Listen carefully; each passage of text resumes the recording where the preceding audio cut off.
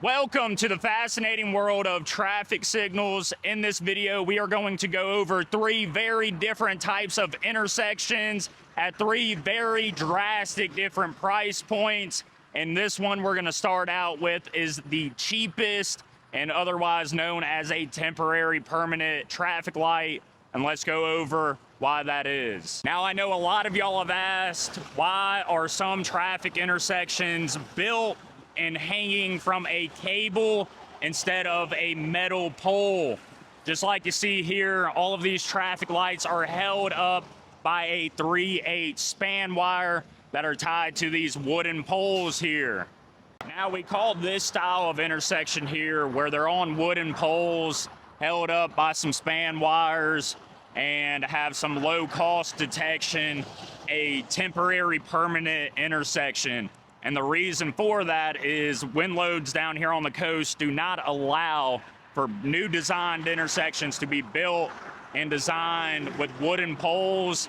They require concrete foundations and steel strain poles, but in a timely manner, trying to get stuff up quickly. Say this intersection must have some traffic control. They allow us to install wooden poles and do this type of intersection. We call it temporary. That allows us to do the design. Then we also call it permanent because it's only supposed to be here for a year or two, but they manage to end up staying for around a decade until a new intersection is built here at this traffic light. Now, the main reason for this style of intersection is going to be cost and availability. We can get all of the wooden poles within the same day, drill them all, and have this whole entire traffic intersection up and ready with traffic control in about a week and a half, and the cost is extremely affordable versus your typical mast arm style intersection. And you're gonna wanna wait till the end of this video where I'm going to show y'all one of the largest mast arms in the state of Mississippi, largest and longest down here on the Mississippi Gulf Coast. This is a very basic T intersection, and the majority of your cost at this traffic light is going to be the traffic signal controller cabinet, and it's going to feature equipment like a Simmons M60, an EDI 16-channel conflict monitor, even has fiber for communication so that they can access this traffic light remotely. And it is going to be the bulk of the price of this traffic light, bring up the price much higher depending on the type of vehicle detection. But again, here they went the affordable route with the majority of the stuff at this intersection, leaving the price to be around $40,000 to get this built and installed in about a week's period. So very affordable, very convenient. Over the pros of how easy it is to install one of these traffic lights. It's very affordable, and we can have one up and running in about a week. The other pros are also going to be on just a span intersection in general. The lights are very easy to adjust and maneuver, very easy to set up future roadway paths. But since this is a temporary intersection, we'll go over that in the next intersection. But this one here is just extremely low cost and extremely convenient, and where time frames on most other intersections are taking 8 to 10 months to get all of the equipment, this intersection here we can have up and running within a week. The rainstorm, every time there's a little bit of wind, things get shifted out of whack, and especially down here on the Mississippi Gulf Coast where we do have hurricanes. You know, we're no strangers. We've had Katrina, we've had Hurricane Zeta, we've had dozens of others. Every time there's a hurricane that comes through, at all of these span-mounted traffic intersections, all of the heads are typically gone after the storms. All of the detection usually has issues.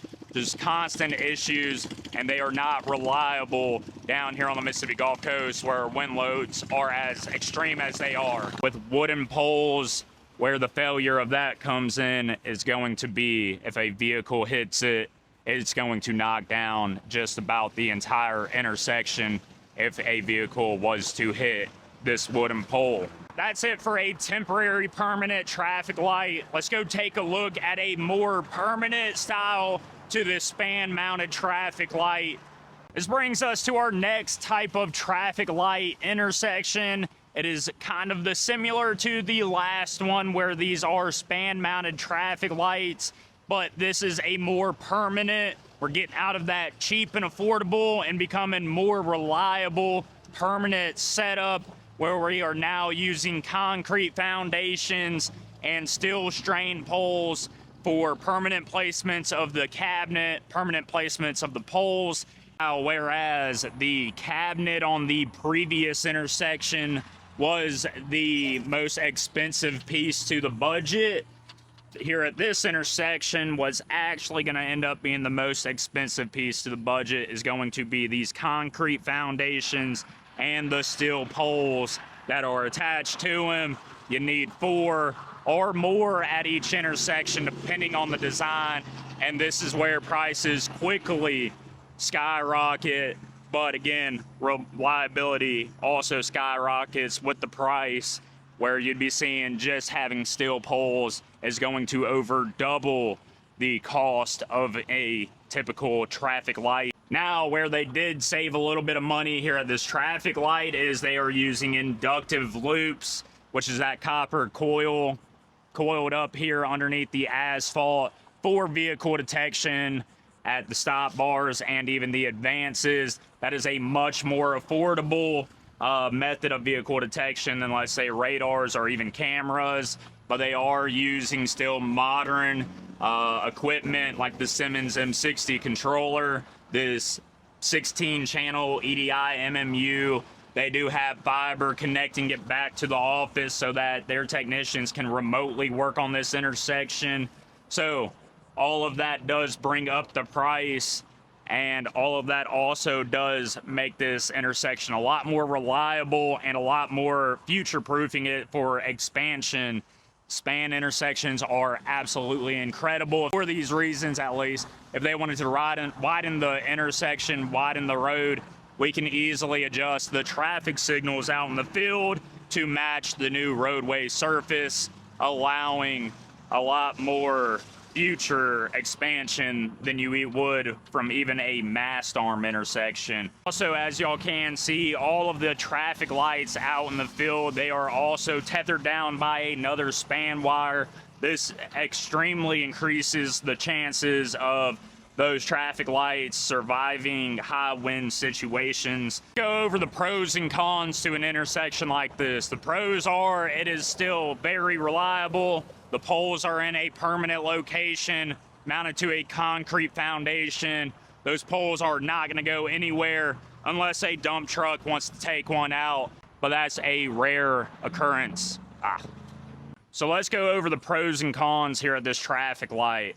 So obviously the pros are it's still a cheaper alternative to mast arms at running this span wire, running all the cable outside and overhead instead of doing a lot more underground work. At a mast arm intersection, you got to do underground foundations, pull box conduits, a bunch more underground work than you would at this style of traffic light. Ease of maintenance, it is super easy to adjust the signal heads. It's super easy to hang a new signal head, move them, do whatever you need to do, which is actually kind of a funny thing because the con is also going to be the extreme maintenance that is required from these types of traffic lights. Just because they're on a more permanent pole doesn't mean that they are still going to handle all of the high wind situations. That tether does help keep them from getting knocked down, but we typically have a lot more maintenance and a lot more call outs to an intersection like this that's up on a span wire than we would a mast arm. Overall, every storm that comes through, hurricane or tornado, will typically still remove all of the traffic lights off of this intersection, and we would be coming here to either no span wire hanging or just a span wire hanging and have to replace everything in the field and get it tied back to this cabinet. But luckily, again, we're on permanent concrete pads here for the poles as well as the cabinet, which makes this a more permanent location, meaning this stuff will survive a hurricane or a tornado, where we just got to fix everything out in the field instead of doing all of the new poles, plus cabinets, plus pretty much rebuilding the entire intersection like you would have seen there at that temporary intersection. So has a lot of pros, but still the cons, it is a crazy amount of more maintenance, and you damn near got to rebuild them after every hurricane. Let's go take a look at our third and final traffic light setup, and it's going to be the most expensive traffic light while also being the longest mast arm in the state of Mississippi. Brings me to the third and final type of traffic light, which is a mast arm configuration. And behind me is one of the largest mast arms on the Mississippi Gulf Coast, and it is just over 90 feet long. Now, you may be asking me, how can anything ever support something like that? Well, it's the thickness of the steel on the shaft, and we'll go over there and take a look here shortly, while also being counterweighted by a massive 42-inch by 15-foot deep concrete foundation that shaft is mounted to. These intersections are designed for permanent placement. There is no moving this stuff unless you want to do a lot of underground work. You cannot move the intersection itself. Expansion kind of lacks in that, but they usually like to go a little bit above and beyond for expansion. So as you can see, that 90-foot mast arm also has about another 10 feet at the very end of it that we can add more lanes of traffic to if they decided to widen out this highway. Now, whereas the previous intersection, those just break a little over $100,000, but typically can get a full span intersection for less than $100,000. A typical mast arm intersection like you see behind me here easily breaks over $200,000, so almost doubling the cost from a span intersection to go with a mast arm setup. And this one has a lot of the state-of-the-art technology included in it, so let's take a look at that. So feeding power to this intersection is a Millbanks power pedestal. Yes, this one has been hit by a car maybe more than once, but it is currently feeding the power to this traffic signal controller cabinet here, which is then powering all the signal heads in the field, and it has the latest modern technology like a Simmons M60 controller, a 16-channel EDI MMU. It has iTerrace's next vehicle detection camera system. Not a cheap system there. Everything about this is state-of-the-art. You got an Opticom system here as well, Tomar card, and Opticom devices on each of the poles out here at this intersection. That's going to allow emergency vehicles to get a green light. It allows vehicles on the approach to flush out, then allows the ambulance and fire department, whoever, to quickly pass the intersection. This cabinet also has fiber communication, so allowing anybody to remotely access everything in the cabinet and work on it before having to send a tech out.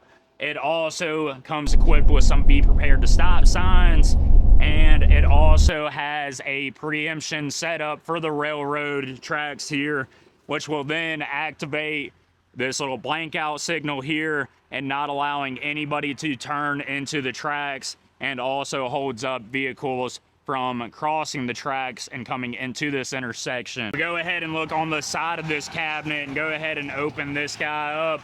We also have a Alpha battery backup system, so it's a UPS system. So meaning if power ever gets killed, if this power pedestal stops doing its job and it doesn't have any power going to the cabinet, these batteries and this backup system will then control this entire intersection and power this cabinet without ever being interrupted, meaning these signal heads will stay in operation like it never missed a beat. With that, just the equipment here, the power pedestal, the cabinet, the UPS system, everything inside of it, we are easily going north of around $40,000 to $50,000 for this permanent setup. and the state-of-the-art equipment that are inside of this cabinet here, and that is just a higher initial cost compared to the last two. And now that's not even where the high cost of this traffic light lays in. It's because the poles, just like the steel poles doubling the cost of the last intersection, that temp wooden pole intersection, the steel poles here at this mast arm intersection and the increased size foundations will then almost just double up the cost by itself, not including all the state-of-the-art technology that's included at this traffic light. Now let's go over the pros and cons to this type of traffic light. Obviously, the pros are going to be that they are incredibly resilient and reliable. A mast arm intersection, there is damn near nothing Mother Nature can throw at it that will cause damages. It has to be incredibly high winds, which I have seen before twist an entire mast arm. But good for us, we're able to use equipment to pull it back in place, add a little bit more concrete, and we can fix that stuff. And it would also take another storm like Hurricane Katrina, where even this far inland, the water would be almost high enough to reach those traffic signals, and it would create a lot of damage, especially that very expensive cabinet and UPS system over there. Another huge pro to a mast arm intersection is going to be the ease of adding in ITS equipment, other kinds of detection equipment, anything that's aerial. We can mount it up to the traffic signal mast arm or one of these big shafts here where we can place that equipment onto it and get a higher elevation to monitor traffic at these traffic lights where strain poles may just not be high enough, and there's not a lot that you can add onto the span wire. They sell devices that do that, but there's typically issues where these mast arms are a hell of a lot more stable than your span wire intersections would be. This is just to show y'all a bit more of a close-up to this giant traffic signal pole. It has an 8-bolt anchor bolt pattern set up on a 42-inch by 15-foot foundation that is counterweighting this massive 90-foot mast arm, and this steel material here is holding the stress of that mast arm out while that foundation is being the counterweight. That's kind of how it's all held up, and it is not falling and hitting the road right now. It is some crazy, incredible engineering, and these poles have to be rated for up to 165 constant mile-per-hour winds because of the hurricanes we have down here on the coast, and this foundation allows just that. Now let's go over the cons to this intersection here. Mast arm intersections take a lot more equipment and a lot more traffic control on the initial start of them and the building process, as we have to fly this 90-foot pole up in the air and bolt it to the shaft. It takes a lot more work, a lot more guys than running a span wire across and then setting heads on it. Other cons, you got an intersection like this, the state-of-the-art equipment, the ITS equipment out here, there's cameras. They have radio communication to allow other systems to connect back to that fiber that's connected at this intersection as well. So everything adds up, where this intersection damn near alone is pushing pretty close to $300,000, where your typical span intersections will be south of 100, if not just above $100,000. And even to those temporary traffic lights, that can range from $30,000 to $50,000. Another big con to these traffic lights is once it's set where it's at, it is very difficult to move anything. We've already gone over that a little bit, but if you don't pre-engineer this intersection for future expansion, then you are about screwed on the poles. You will have to buy new poles if you wanted to expand the intersection or add extra things. Luckily, though, for road work purposes here, they are using video cameras for detection. Everything's about aerial ITS systems are all aerial, to where you can easily come back and mill up this asphalt, overlay it, do whatever you need to do, and you won't impact the traffic lights at the same time. And one of the huge cons, and why you may see either smaller poles or span wires in tight city areas, is you need a lot more room with a mast arm intersection. You need a lot more room, less aerial objects, less of pretty much everything in the way to build and design one of these intersections. And not just aerial, but even underground.